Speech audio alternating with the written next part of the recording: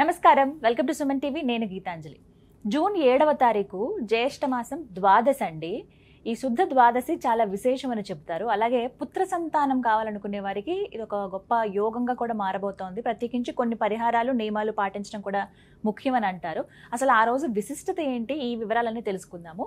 వివరించేందుకు ప్రస్తుతం మనతో పాటు ఉన్నారు ప్రముఖ జ్యోతిషులు బ్రహ్మశ్రీ నందిభట్ల శ్రీహరి శర్మ గురువు గారు. వారితో మాట్లాడదాం. గురుగారు నమస్కారం అండి. వాగర్థావివ సంపృక్తౌ వాగర్థ ప్రతిపత్తయే జగతః పితరౌ వందే పార్వతీ పరమేశ్వరౌ.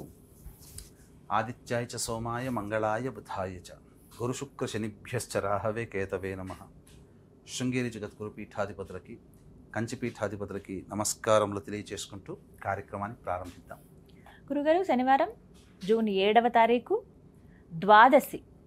అయితే ఈరోజు విశిష్టత ఏంటంటే సాధారణంగా ప్రతి మాసంలో వచ్చే ద్వాదశే, కానీ ఈ జ్యేష్ఠ మాసమే చాలా ప్రముఖమైందంటారు. అందులో ప్రతి తిథి కూడా ముఖ్యం అంటారు.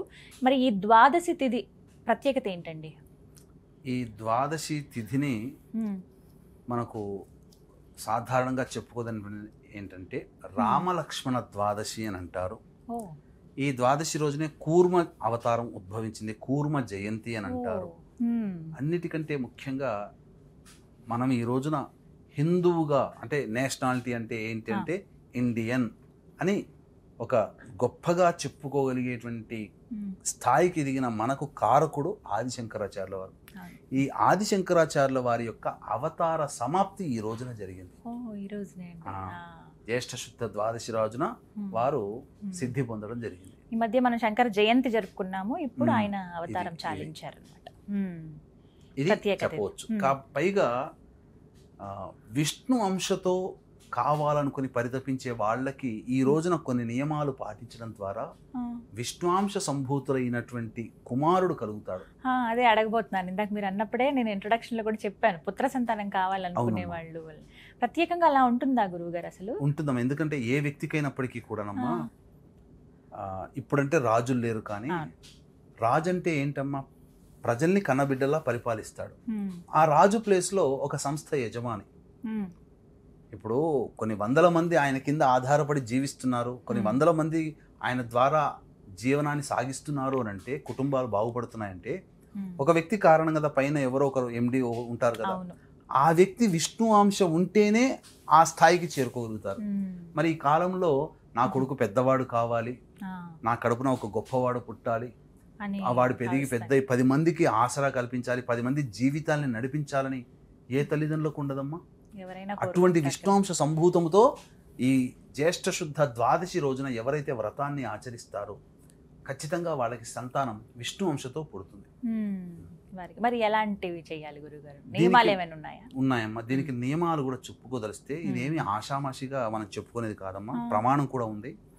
మనకు రామాయణ అంతర్గతంగా చూసినట్లయితే దశరథ మహారాజు వారు చాలా బాధపడుతున్నారు. వివాహమైంది, 3 భార్యలను చేసుకున్నాను, ఎవరికీ సంతానం కలగట్లేదు, అసలు ఏంటి పరిస్థితి, ఇంత వైపరీత్యం ఏంటి అని చెప్పి బాధపడుతున్నప్పుడు ఎవరికైనా కానీ ఏ చిన్న సమస్య వచ్చినా ఎవరి దగ్గరికి వెళ్తారు? గురువు గారి దగ్గరికి వెళ్తారు.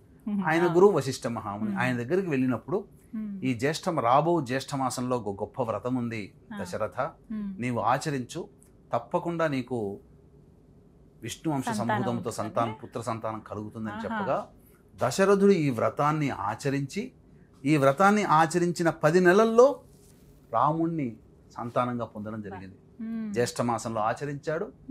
తిరిగి కాలచక్రంలో చూస్తే వచ్చే చైత్రమాసం కల్లా రాముల వారు మిగిలిన సంతానం కూడా జన్మించడం జరిగింది. అంటే ఏం చెయ్యాలి, దానికి సంబంధించినటువంటి విధి విధానాలుగా అనుకున్నప్పుడు దానికన్నా ముందు రోజు ఏకాదశి. ఆ ఏకాదశి తిథి రోజున విష్ణువుని ఆరాధన చేసి విష్ణువు యొక్క విగ్రహాన్ని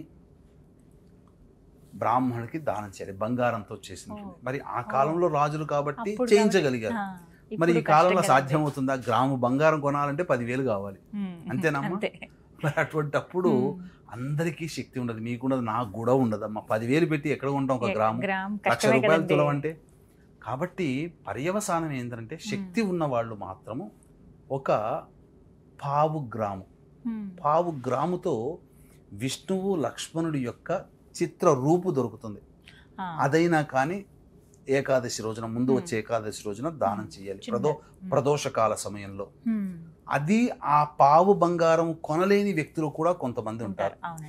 అటువంటి వాళ్ళు ఏంటంటే బంగారు పూత పూసినటువంటి వెండి రేకుకై దానం చేయాలి. వెండి రేకు మీద రాముడు లక్ష్మణుడు. అది లేని వాళ్ళు వెండి, అది లేని వాళ్ళు రాగితో చేసినటువంటి రూపు మీద ఆ రాముడి లక్ష్మణుడి చిత్రపటాన్ని చిత్రీకరించి దానం చేయాలి. ఇది చేయవచ్చు.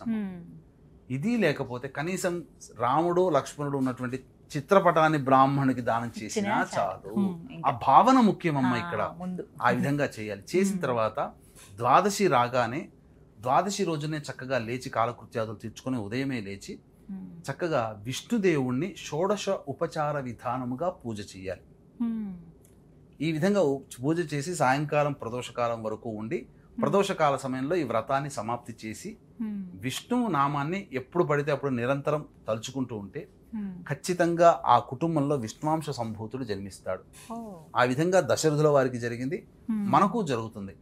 కాబట్టి అవకాశం ఉన్న వాళ్ళు ఈ ద్వాదశి తిథి రోజున రామలక్ష్మణ ద్వాదశి అని అంటారు కదా, చక్కగా ఈ నియమాన్ని గనక పాటించినట్లయితే తప్పకుండా వాళ్ళకి సంతానం, పుత్ర సంతానం కలుగుతుంది. అంతేకాకుండా ఈ రోజున చేయాల్సినటువంటి నియమం కూడా తెలియజేస్తాను. వీక్షించేటువంటి ప్రేక్షకులు కూడా గమనిక. ఈ 11వ తేదీ, జూన్ 11వ తేదీన మహాజ్యేష్ఠ పౌర్ణమి, బుధవారము, జ్యేష్ఠ నక్షత్రము, పౌర్ణమి, ఈ 3 కలిసి వచ్చాయి. దీని సందర్భంగా ఉదయం 9 గంటలకి మీ జాతకరీత్యా కలుగు విద్య, వివాహ, ఉద్యోగ, దాంపత్య, అనారోగ్య సమస్యల నివారణకి, మరియు శని మారినటువంటి కారణం చేత మేష, మిథున, కర్కాటక, సింహ, కన్య, వృశ్చిక, ధనస్సు, కుంభ, మీన రాశుల్లో జన్మించినటువంటి వారికి శనిదోష పరిహారార్థమే సర్వదోష నివారణ పూజలు, హోమాలు అనేటువంటివి చేయించడం జరుగుతుంది. ఈ కార్యక్రమంలో నమోదు చేసుకున్నటువంటి వాళ్ళకి శక్తిపాతము చేయబడినటువంటి శంకరుంగలి మాలని ఇవ్వడం జరుగుతుంది. ఈ మాల ధరించడం ద్వారా ముఖ్యంగా వాహన ప్రమాదాలు ఉండవు, నెగిటివ్ ఎనర్జీ వెళ్ళిపోతుంది, పాజిటివ్ ఎనర్జీతో నిత్యము ప్రతి పనిలో విజయాన్ని పొందుతారని చెప్పవచ్చు. అవకాశం ఉన్న వాళ్ళు కార్యక్రమ తదనంతరం కాంటాక్ట్ చేసి పూర్తి వివరాలు తెలుసుకోవచ్చు. ఈ రామలక్ష్మణ ద్వాదశి తిథి రోజున ప్రదోషకాలం వరకు కూడా చక్కగా ఈ యొక్క నియమాన్ని పాటిస్తూ దగ్గరలోని వెంకటేశ్వర స్వామి కానీ, లక్ష్మీ నరసింహస్వామి కానీ, కృష్ణుని ఆలయానికి కానీ చేరుకొని ఒక కుండలో పెట్టినటువంటి పెరుగన్నాన్ని నైవేద్యంగా పెట్టి రావాలి. ఈ విధంగా చేసి వస్తే తప్పకుండా వాళ్ళకి ఆ విష్ణుదేవుడి యొక్క అనుగ్రహం వలన తప్పకుండా సంతానం కలుగుతుంది. ఈ ద్వాదశి తిథి రోజున విసనకర్ర, లడ్డూలు, తర్వాత చెప్పులు, గొడుగు, ఈ 4 వస్తువుల్ని ప్రదోషకాల సమయంలో దానము చెయ్యాలి. చేసినటువంటి వ్యక్తికి ఖచ్చితముగా బకుళమాత కూడా ఇలాగే ఆచరించింది. అలాగే ప్రేక్షకులు కూడా చక్కటి సంతానం కావాలనుకునే వాళ్ళు ఈ నియమాన్ని పాటించండి, మంచి సంతానం కలుగుతుంది. ఒక్కటి నియమాలు కొద్దిగా పాటించి ఈ పరిహారం ఇలా దానం ఇస్తే మంచిది. దశరథుడు పొందాడు కదా, మరి మనకు ఆ భాగ్యం కలుగుతుందా? ఫలితం వస్తుందంటారు. కానీ చాలా విశేషమైన రోజు కదండి. చాలా అంటే రామలక్ష్మణ ద్వాదశి అనేది చాలా మందికి తెలియదు గురువు గారు. అది చాలా మందిగా ఏదో చెప్పుకుంటూ ద్వాదశి అనగానే మామూలుగా అనుకుంటారు, కానీ ఇంతటి విశిష్టత ఆ రోజు ఉంది. ధన్యవాదాలు గురుగారు. నమస్కారం. సర్వం శ్రీ ఉమామహేశ్వర పరబ్రహ్మార్పణమస్తు.